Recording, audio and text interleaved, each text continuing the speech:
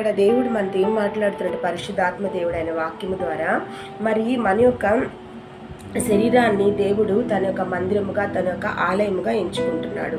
మరి దేవుని యొక్క మందిరమును, ఆలయమును మనం ఎంత పవిత్రంగా, ఎంత పరిశుద్ధంగా చూసుకుంటామో, మరి దేవుని యొక్క మందిరమును మనం దేవుని గణపరచడానికి, ఆయన స్తుతించడానికి, ఆయన ఆరాధించడానికి, మరి ఆయనకు కృతజ్ఞతలు చెల్లించుకోవడానికి మనం ఉపయోగిస్తాం దేవుని మందిరం. మరి దేవుని మందిరము దేవుని యొక్క సన్నిధితో, ఆయన యొక్క తేజస్సుతో, ఆయన యొక్క కరుణతో, దయతో నింపబడి ఉంటుంది. ఎందుకంటే ఆయన మరి అక్కడ మనము ఆయన్ని స్తుతించే స్థలం అది. మరి ఆయన ఏమంటున్నాడంటే, ఇప్పుడు మన శరీరాన్ని ఆయన యొక్క మందిరముగా, ఆలయంగా ఆయన తీసుకుంటున్నాడు. కనుక మనము ఏ మందిరమును ఏ విధంగా పరిశుద్ధంగా మనం ఏ విధంగా గడుపుతామో మందిరంలో, మరి దేవుని మందిరం ఏ విధంగా మనం చూసుకుంటామో, ఆ విధంగా మన శరీరాన్ని కూడా దేవుని మహిమ కొరకై, మన అవయవాలను దేవుని మహిమార్థం ఉపయోగపడేలా ఉపయోగించాలని దేవుడు ఆశపడుతున్నాడు. కనుక వాటిలో మనం ఇది వరకు చేతుల గురించి మరి తెలుసుకున్నాము. చేతులతో ఏమి చేయకూడదని దేవుడు అంటున్నాడని. మరి రోజు చేతులతో ఏమి చేయవలను, దేవుని మహిమార్థం చేతులను ఏ విధంగా వాడాలని దేవుడు ఆశిస్తున్నాడు ఒకసారి చూస్తాము. ఒకసారి మనము అలాగే కీర్తనలు 134 అధ్యాయం 2వ వచనం చూసినప్పుడు, పరిశుద్ధ స్థలం వైపు మీ చేతులెత్తి యెహోవాను సన్నుతించుడి. అలాగే కీర్తన 28:2లో చూసుకున్నప్పుడు విజ్ఞాపన చేయవలను అని ఉంటుంది.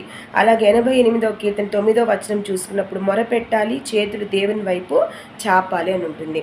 కాబట్టి మన చేతులతో మనం ఏ విధంగా దేవునికి మన ఒక ఆ చేతులను ఏ విధంగా దేవుని మహిమార్థం ఉపయోగించాలంటే, ఆయన్ని స్తుతించాలి, ఆయన్ని ఆరాధించాలి, ఆయన్ని గణపరచాలి.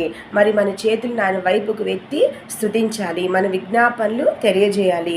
కనుక మనకి ఏదన్నా అవసరం ఉన్నా, లేకపోతే మనం ఏదైనా తెలియజేసుకోవాలంటే ఆయన వైపు మన చేతులు ఎత్తి మొరపెట్టుకోవాలి, ఆయనకే మనము తెలియజేసుకోవాలి, మరి ఆయన్ని ఆశ్రయించాలి అని ఇక్కడ దేవుడు చెప్తున్నాడు. అలాగే కీర్తన 119:48లో చూసినప్పుడు, ఆయన ఆజ్ఞల తట్టు నా చేతులు ఎత్తేదను. ఇక్కడ ప్రియమైన ఆయన ఆజ్ఞల తట్టు అంటున్నాడు. కనుక మన చేతులు ఎవరి వైపు ఎత్తాలి? ఆయన యొక్క ఆజ్ఞలు, ఆయన యొక్క వాక్యము వైపు. మనకి ఏదున్నా, అది కష్ట సమయమైనా, సంతోష సమయమైనా, స్తుతి అయినా, ఏదైనా మరి దేవుని వైపు మన చేతులు ఎత్తి ఆయన ఆరాధించాలి, ఆయన గణపరచాలి. ప్రియమైన ఆయన తట్టు, ఆయన ఆజ్ఞలు అంటే ఆయన యొక్క వాక్యము. కాబట్టి ఆయన వాక్యము తట్టు మనం చేతులెత్తి ఆయన్ని స్తుతించాలి, మరి ఆయన్ని ఆరాధించాలి. మన చేతులు ఎవరి వైపు ఎత్తాలని దేవుడు ఆశపడుతున్నాడంటే, దేవుని వైపు ఎత్తాలి, ఆయన విజ్ఞాపన చేయడానికి, ఆయన్ని మాత్రమే ఆశ్రయించాలని చెప్తున్నాడు. అలాగే కీర్తనలు 141:2లో చూసినప్పుడు, నేను చేతులెత్తుట సాయంకాల నైవేద్యం వల్ల నీ దృష్టికి అంగీకారములగును గాక అని దావీదు మహారాజు రాస్తున్నాడు.